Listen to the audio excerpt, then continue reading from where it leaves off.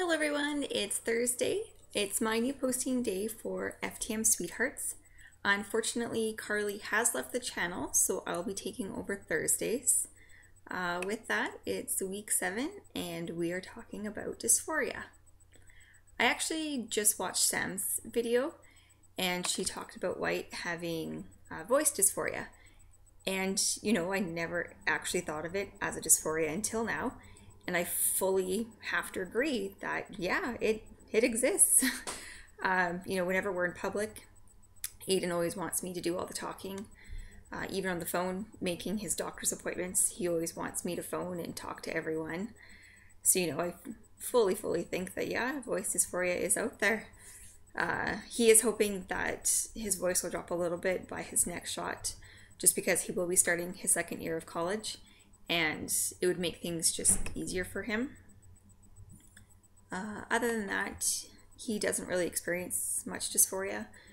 I think like most trans men, it's usually around the monthly cycle that is most keen to getting dysphoria. I know Aiden gets extremely emotional at that time. All I can do is pretty much just comfort him when it does happen. I think he does have more top dysphoria than bottom.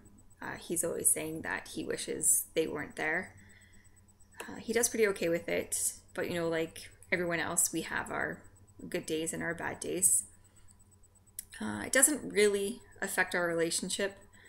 The only time it kind of did was a couple months ago. He was having a lot of bottom dysphoria that I didn't know about. So, you know, when I wanted to have sex, he would pretty much turn me down. And day in and day out of being turned down, I started to think that he didn't find me attractive anymore. You know, it was hard not being wanted by my partner. Eventually we did talk about it and he told me what was going on. So, you know, in the end, we did sort things out. Actually, in one of the Facebook groups that I'm in, we were talking about dysphoria and a girl commented on it. I'm actually going to use her words because it's exactly how I feel. And I'm going to assume that a lot of other partners feel the same way. So I thought I would share what she wrote. The only hard part is knowing that when he is down, there's nothing I can do to help him. I'm a fixer. It's in my nature. I want to fix things. But I can't fix this. All I can do is be supportive and loving. And sometimes I have a hard time with it because I wanted to take it upon myself and make it about something that I've said or I've done. And it takes a while for me to wrap my head around that fact, because, you know, it's not my fault. It's not something I've said or done, and I can't fix it. In those moments, I have to stay focused on him and how I can support him through it. So now the big question, how do you help your partner through it? But unfortunately, there is no right or wrong answer. Everyone experiences it differently.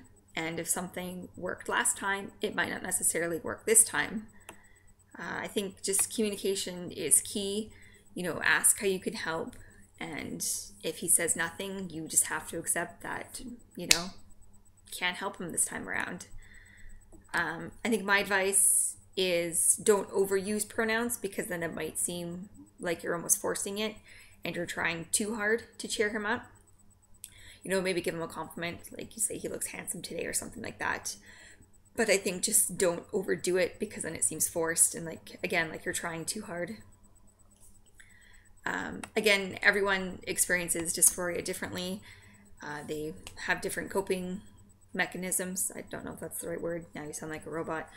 Yeah, we all experience it differently. Different things help us, might not help you, might not help the next person. Again, what I said before, it might not help this time. So unfortunately, there is no right or wrong answer for this. It's kind of take it as it comes and deal with it when it comes. As partners, sometimes nothing we can say or do can help. And you just have to know that it's not your fault. It's not something you've said. It's not something you've done. It's just, it's their own struggle. That sounds kind of harsh. That's not what I'm trying to say, but I don't know how to say it. Yeah, just unfortunately take it as it comes, deal with it at the time, and hopefully you can get through it. That's all I have to say about this topic. Stay tuned for all the other girls' videos. I hope you're having a great week, and I will catch you next Thursday.